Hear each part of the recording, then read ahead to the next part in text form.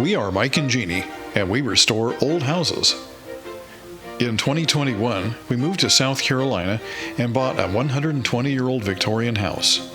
Follow along as we put the polish back on this Victorian masterpiece.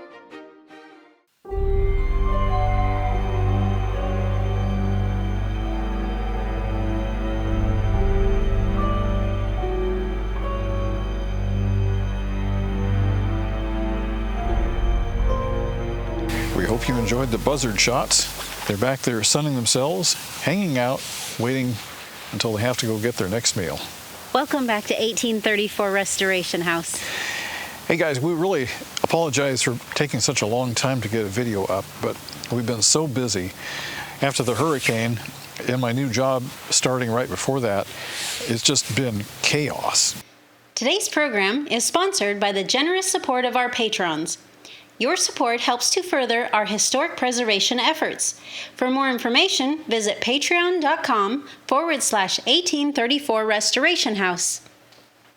We took a direct hit from Hurricane Helene, and the only damage that occurred to this house through that experience was this shutter basically being ripped off and thrown down on the roof. And I went up there yesterday and retrieved it. And so these are some of the parts I got back. A couple of pieces of rotten wood, that's kind of to be expected. These shutters, as near as we can tell, are original to the house, which makes them 120 plus years old, somewhere around there. We have some metal hinges that are pretty crusty, but still functional. You should be able to grab this rod and move it back and forth and open it. It seems like they're on hinges, and you can even see that they have rods. Oops, that one just kind of fell apart in my hand. But anyway, I think they were designed so that you could do this with them. And the idea being was that you could close the shutters and you could move this rod up and down, and you could actually control whether the shutters are closed or partially open. And that's a feature you find in some deep south houses. Unfortunately, these, aside from being rotten, are also painted shut, so nothing moves anymore. But we have a good snapshot into how this was done back in the past, and I think we could probably replicate this. Now, here's the thing. I could replicate this. It's probably too far gone to repair, but I could replicate it. But every single shutter on this house is in bad shape. They're falling apart, they're sagging, and so that would be a big project involving making tooling and then reproducing, I don't know, hundreds of these things, and basically reproducing every single shutter on this house. Is it worth doing? Yeah, I think so.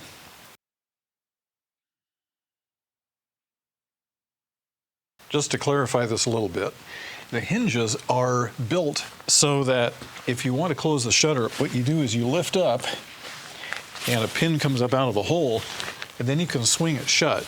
And if you do that on both sides, then you can pin them together. And actually it has catches here that used to lock into something here, but I think they took those off when they put the storm windows on. But once the shutters are closed, these rods are on the inside.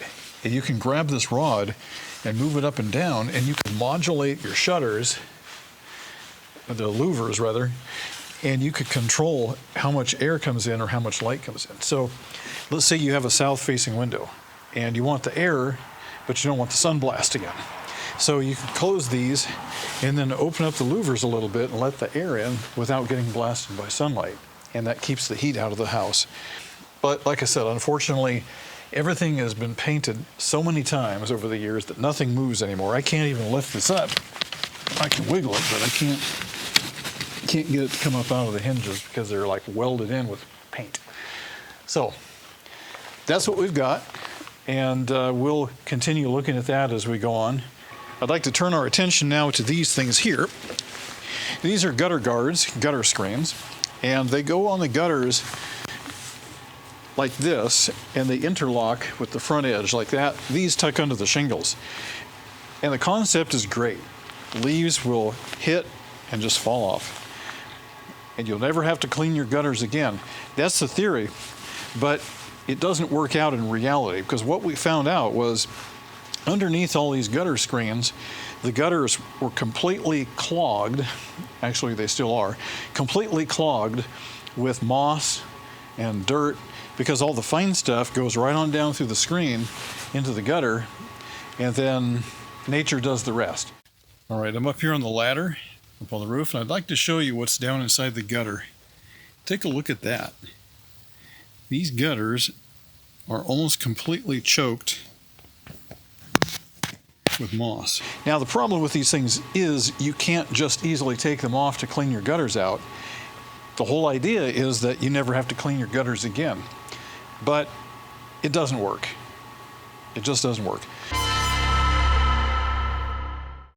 All right, let me show you the equipment I have. Ordinary bucket. And this is a scoop, which is absolutely perfect for cleaning out gutters. You can get these at your home centers.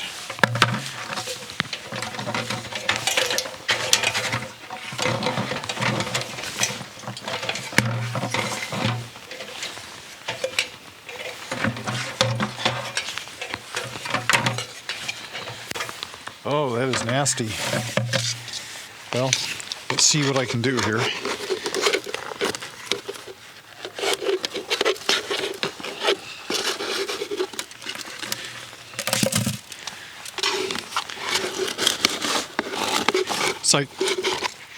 It's like pulling furry and fuzzy things out of there. They're so thick.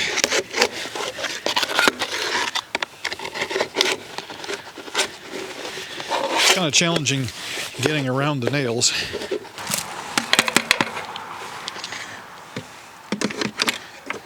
There we go. I'll just hang that bucket right there.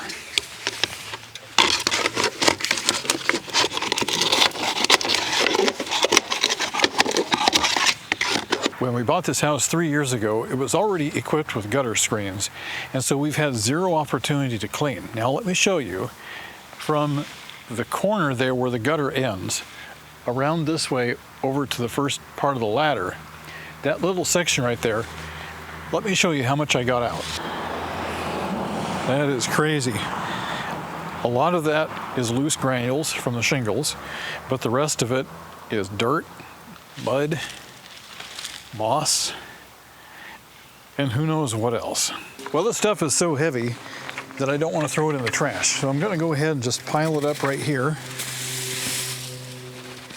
Now, let me tell you about this thing. I went to the local Ace Hardware store and I asked for a gutter scoop, and she said, "I'm sorry, we don't have gutter scoops." Okay, so I go to the next town over to a bigger hardware store, and they didn't have gutter scoops either. So then I called another hardware store in a nearby town. Well, they didn't have it. So I finally just went to Lowe's in the big city over there and got one of these. But it took, I don't know what, 2 hours to go get a scoop. It should have taken maybe 10 minutes. So anyway, you know what, guys? It's getting cold and it's getting dark. So I'm going to go inside and we can do some inside stuff. With the seasons changing, so do our holidays. It is time to change our holiday decor.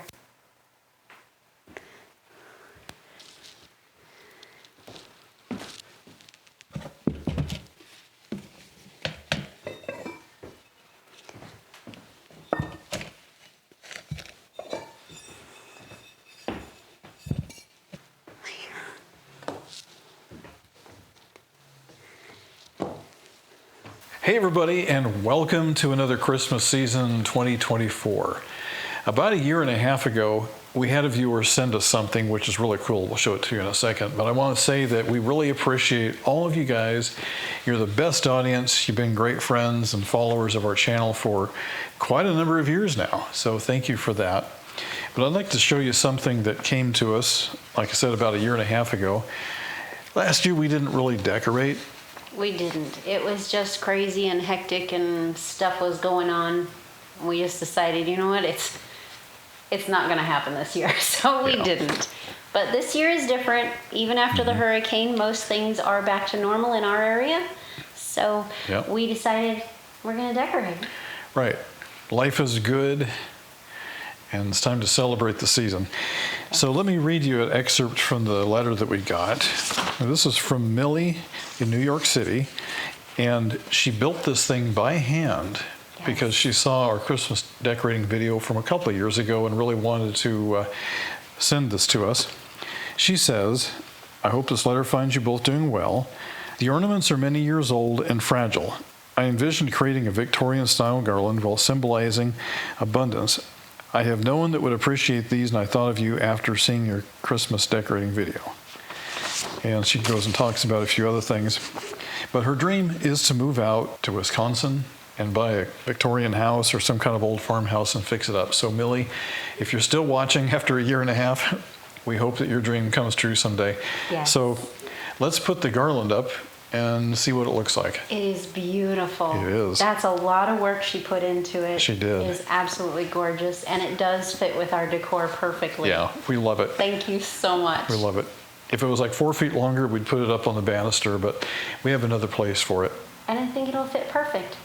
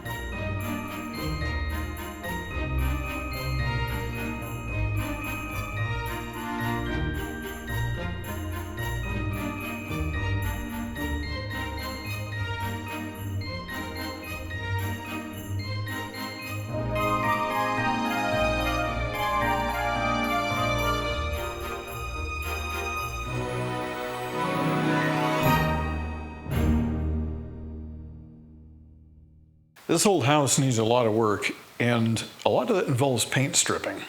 So most of the paint stripping that we do around here is woodwork, and for that we use heat. We have an infrared heater that we use called a Cobra, but there are some places where that doesn't work.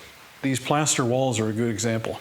There is no way that the Cobra can get the wall hot enough to break the bond, and so we have to resort to other things. And so we're trying an experiment here. We got some supposedly safe, non-toxic orange paint stripper, and we applied it here, and we can see just after a few minutes it started taking the paint off. So we had the cream color, I don't know, what is it, kind of a yellowish color, and finally a green color, and that beneath that is the plain white plaster. So it seems that these walls were probably bare plaster or wallpapered for most of their life, and then at some point they became green, kind of a deep green color. Now, what I'd like to do is get all of the paint off of here, and then we can start making repairs to the plaster. And at that point, we can start looking at wallpapering the walls again. So that's showing promise, and I'd like to try another test swatch and leave it on there longer. This was only about an hour, I think, maybe 30 minutes, and we can already see the paint coming off. Let's go into the next room and I'll show you what else we're doing. This is a product we've been trying called Citrus Strip, and you can get that pretty much anywhere. But here, we had some trouble getting the paint off of here, mostly because of the grooves, and it's just really hard to get in those grooves and chip it out. So what I did was I put some Citrus Strip up here, and as you can see, it caused the paint to curl and literally fall off the ceiling. But the layer beneath it, I'm not really sure if that layer is coming off. So what we need to do is reapply some more of that and just keep trying it, because I think if we can get the paint off of there easier, this project will start moving along a little quicker. It has been painfully slow. The times that we've had to work on it, we don't really get very far just because of these grooves up here. So maybe that's the key. We'll see how that works out. If you've been watching us for a long time, you'll remember when we came in here and replastered this room. That was quite the ordeal because the original plaster wouldn't bond with the new plaster and it kept falling off the wall. And so we finally figured out if we apply plaster weld first, then it would be sticky enough that the new plaster would stick to it. Well, here it is a couple of years later, and this plaster still looking great, feeling great.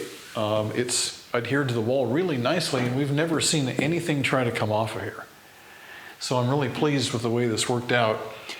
I was initially concerned about this parchment look here, but it actually mimics Venetian plaster, and that's a look that people do on purpose. Although, I mean, there are ways of making it perfectly white, but I think you've got to use the right kind of plaster to do that, and I don't think the plaster we chose is capable of being that consistent. Hey everybody, thanks for stopping by. It's been a long time since we've seen you, but I hope you enjoy your Christmas season and try to stay warm. Thank you for watching 1834 Restoration House.